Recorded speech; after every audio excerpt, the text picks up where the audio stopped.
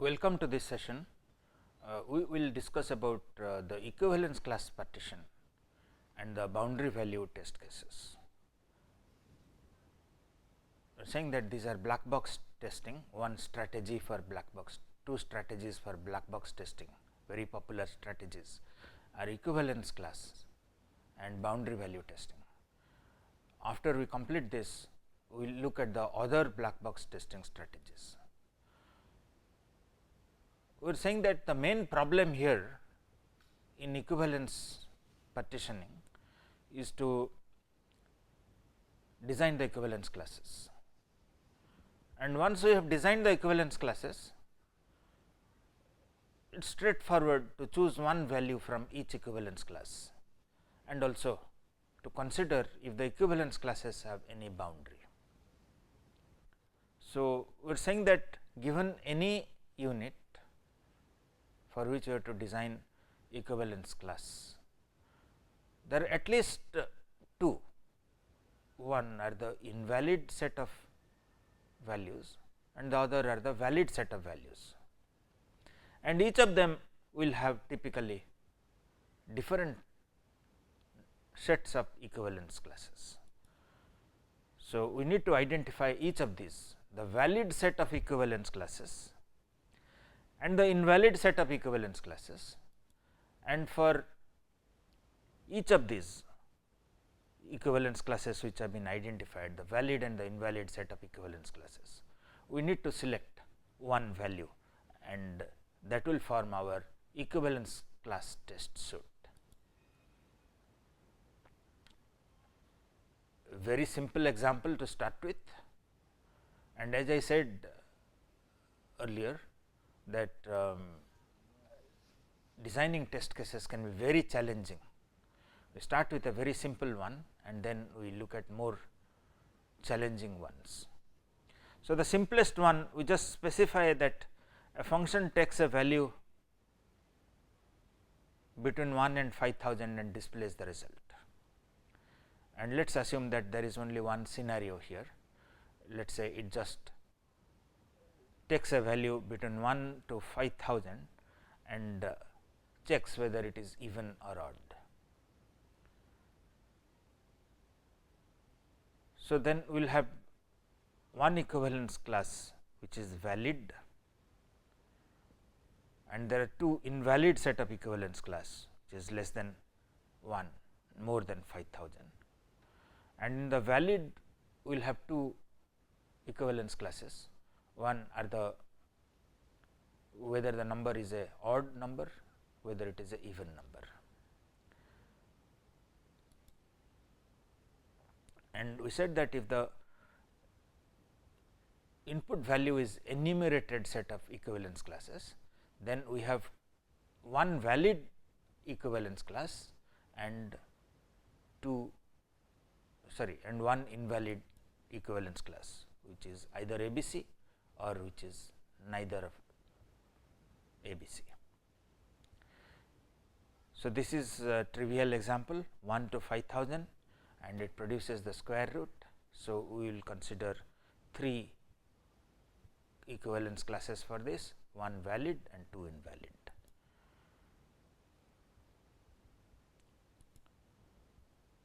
If we have a set of numbers, we have one valid and one invalid. Now, let us say we have a unit which is a function and the function is issue book and the parameter it takes is book ID. So, we need to design equivalence classes, we need to look at the functional description of this and check what are the scenarios of operation, and the scenarios of operation can also be identified by looking at the output. So, the scenarios of operation may be that there are books which can be issued out, books which cannot be issued out, which are reference books, and those books which can be issued out that can be single volume or multiple volume, and these form our set of equivalence classes. So, reference book, multiple volume and single volume, these are our equivalence classes.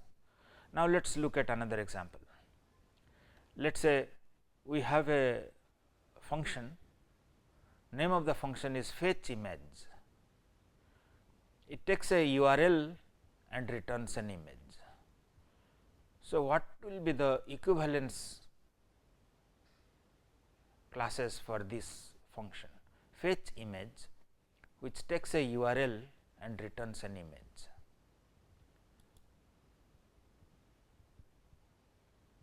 In this case, we can have multiple definition of equivalence, and therefore, we have to consider all of them. For example, one equivalence class can be the URL can be based on HTTP, HTTPS, FTP, file, etc. All these are valid URLs, URL categories, and then we have to consider each of them as a equivalence class for the input. And similarly, the value that is returned here can be based on different types of the value that is stored in the URL can be different types of values, different types of images. For example, HTML, GIF, JPEG, etc., plain text, these can be our images. So, does it handle all these images, categories of images?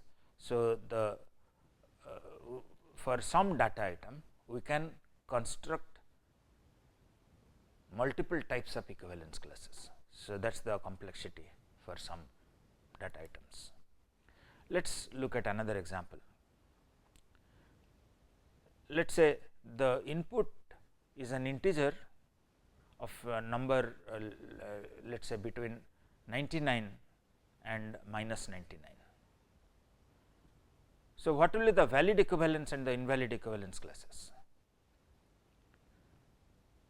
Okay, the answer is very simple. This is very simple. It will be between minus 99 and 99 inclusive. Any value here is a valid equivalence class. Greater than 99 is equivalence invalid equivalence class, and less than 99 is another invalid equivalence class. So, there will be two invalid equivalence class and one valid equivalence class. Now, what about a phone number which is given by area code and a suffix? The area code is between 11 to 999 and the suffix is any 6 digits. So, what will be the invalid equivalence class, and then what will be the set of invalid equivalence classes, because there are different types of invalid equivalence classes for this example. So, the valid equivalence class is when we have this, the prefix is between 11 to 999 and the suffix is 0000 to 99999, and the invalid equivalence classes can be different types. For example, we might have a invalid format for the prefix, invalid format for the suffix, numeric characters for area code, and so on. So, we can really need to really define different types of invalid equivalence classes.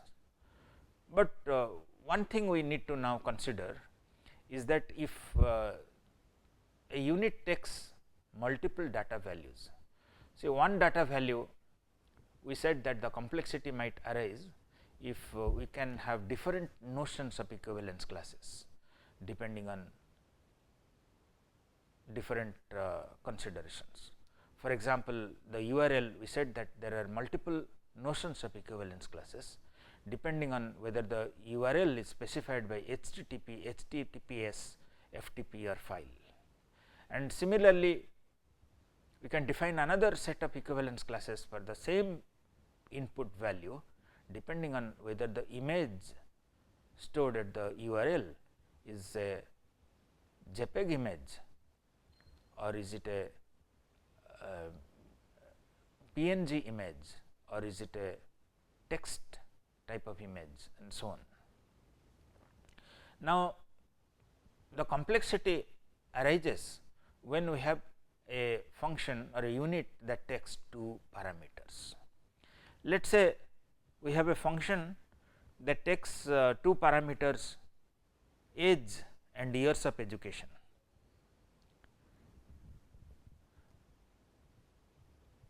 So, the years of education, let us say we identify that there are three equivalence class for this parameter. Years of education is either school,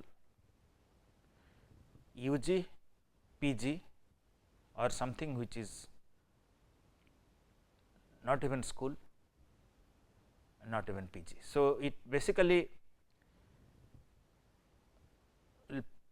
display whether he is school qualified, UG or PG, and on the other axis we have the age is whether it is between 5 to 30, the person is 5 to 30 or is greater than 30.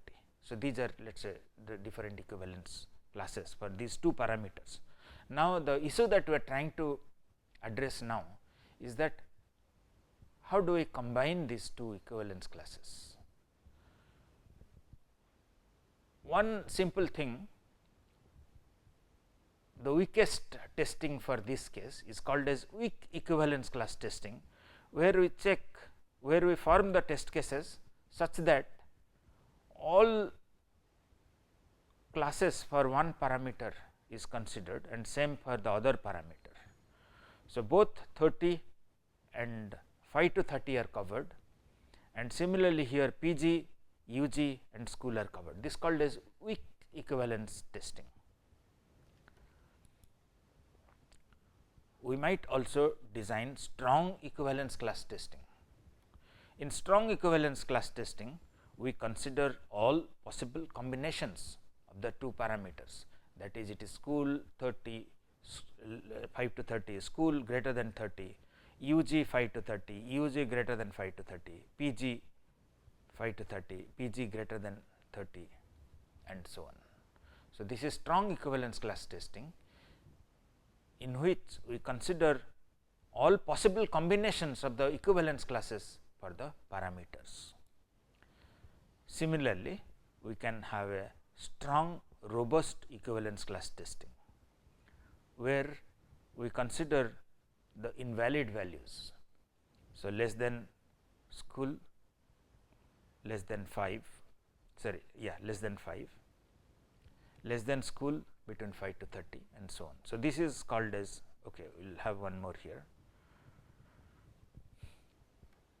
So, we consider all possible combinations, the input, even the invalid ones, that we call as strong robust equivalence class testing.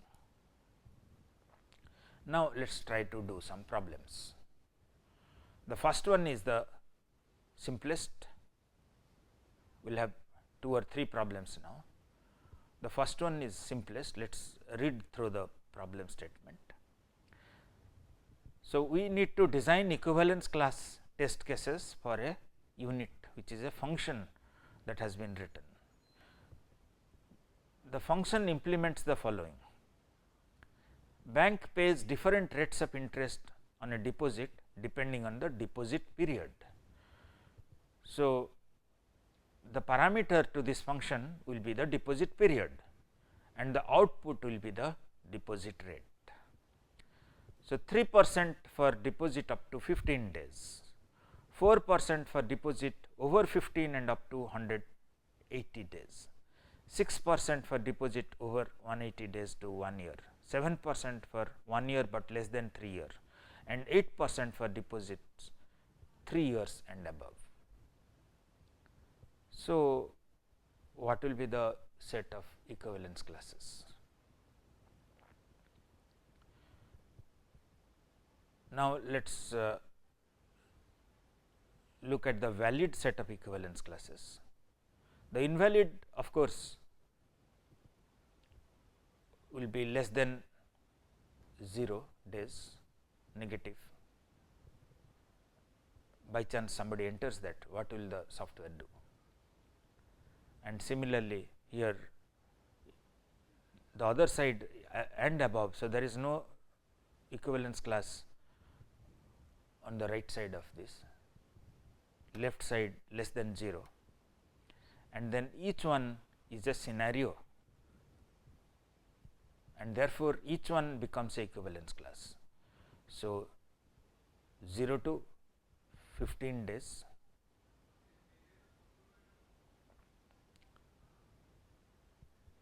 15 to 180 days, 180 to 1 year, and 1 year, but less than 3 years, 3 years and above. So, each one is a scenario, and each one will become equivalence class rather straightforward.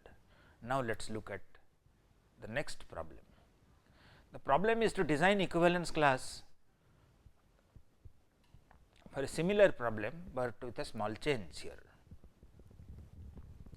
The function again displays the interest payable, but there are two parameters here. One is principal and the other is the deposit period. If deposit is for less than 1 lakh, then the rate of interest is 6%, 7%, 8% for up to 1 year, 1 year but less than 3 years.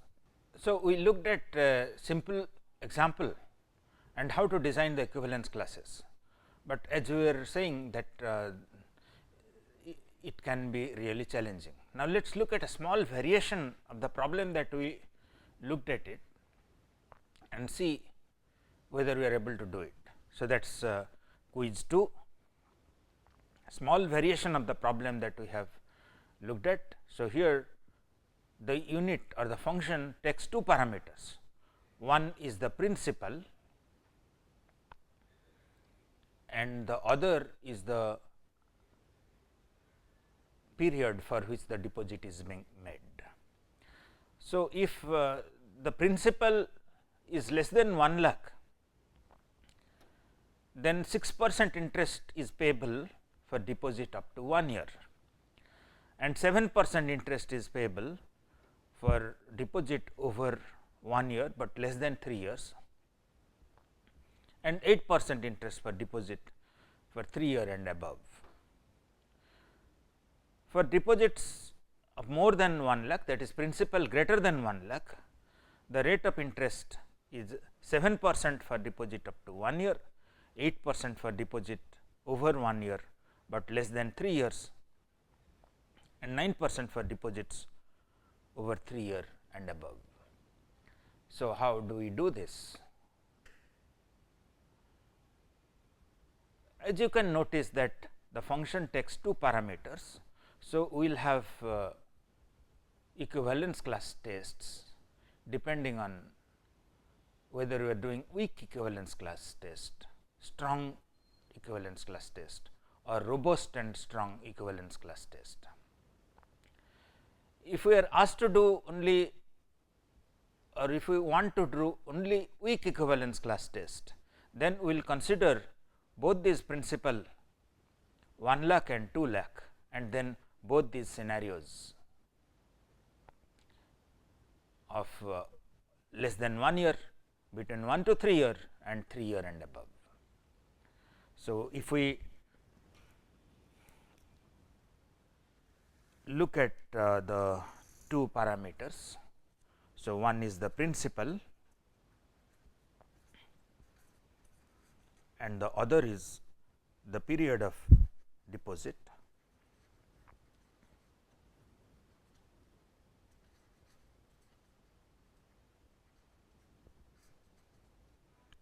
We can identify two equivalence classes of principal. One is less than 1 lakh and the other is more than 1 lakh. And for the period of deposit, we can identify three equivalence classes, which are up to 1 year, 1 to 3 year, and 3 year and above. So, if we do a weak equivalence class testing,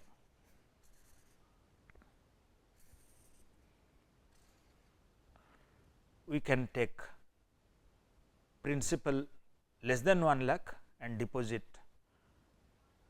less than 1 year. We can take principal more than 1 lakh and period of deposit between 1 to 3, and we can take any of these that period is greater than 3 and deposit is principal is greater than 1 lakh and period is 3 year and above. If we want to do a strong equivalence class testing, we will have to consider all of this. So, principal is less than 1 lakh, deposit is for 1 year, principal greater than 1 lakh and deposit is for less than 1 year, principal less than 1 lakh and deposit is between 1 to 3 year, and so on. But these are the valid set of values. So, this is a strong equivalence testing, but what about robust technique, robust strong equivalence testing? Then we will have to consider the invalid inputs. Invalid input can be a negative period of deposit, it can be a non-integer value, and so on. So, then we will have to consider combinations of those also. So, a negative value for period of deposit and negative value for the principal, negative value for the principal and period of deposit is 1 year, and so on. And similarly for a non-integer value. So, that will be a robust strong equivalence class testing for the simple case of 2 parameters, but we can have much more complex examples. Now, let us try to look at another example. So, this is design equivalence class test for a function which takes 2 strings. The maximum length of string can be 20 and 5 for these 2 parameters, and then the function checks whether the first parameter, sorry, the second parameter is a substring of the first parameter. So, whether S2 is a parameter is a substring of S1, the name of the function is substr substring, and it takes S1 and S2 as the 2 parameters, need to check, and it checks whether S2 is a substring of S1. So, what will be the equivalence classes here?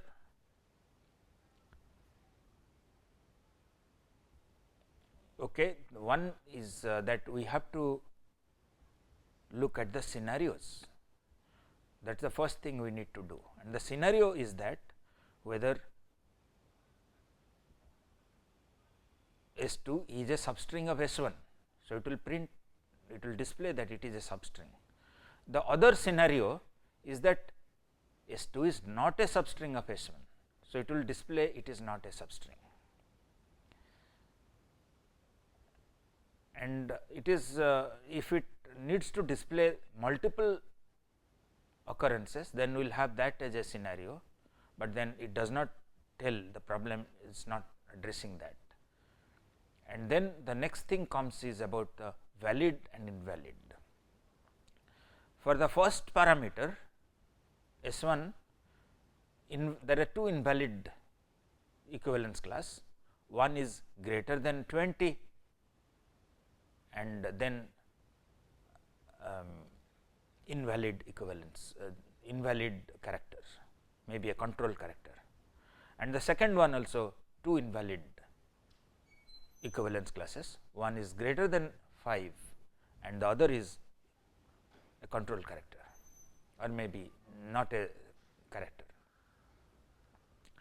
So, we have to consider combination of this and we will have our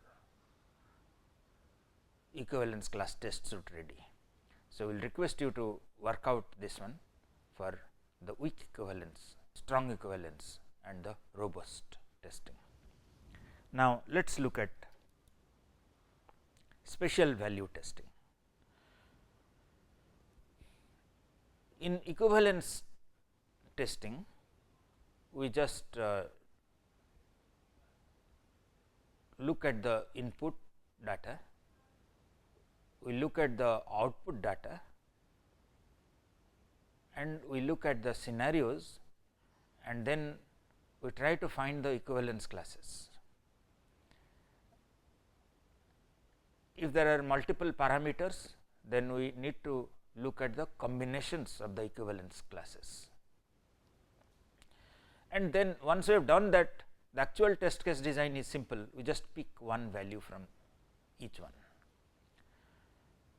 The idea behind equivalence class testing is that we assume that input for one class is processed in similar way compared to any input for the same equivalence class.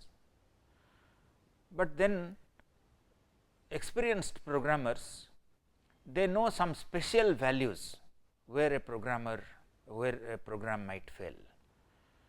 So, let us see what are the special values at which it will fail. We will look at one special value is a boundary, and there are other special values where the tester has suspicion that the programmer might not have considered those conditions. Those form the special values. We say that a tester has a knack for knowing where the program will fail and enters only those values.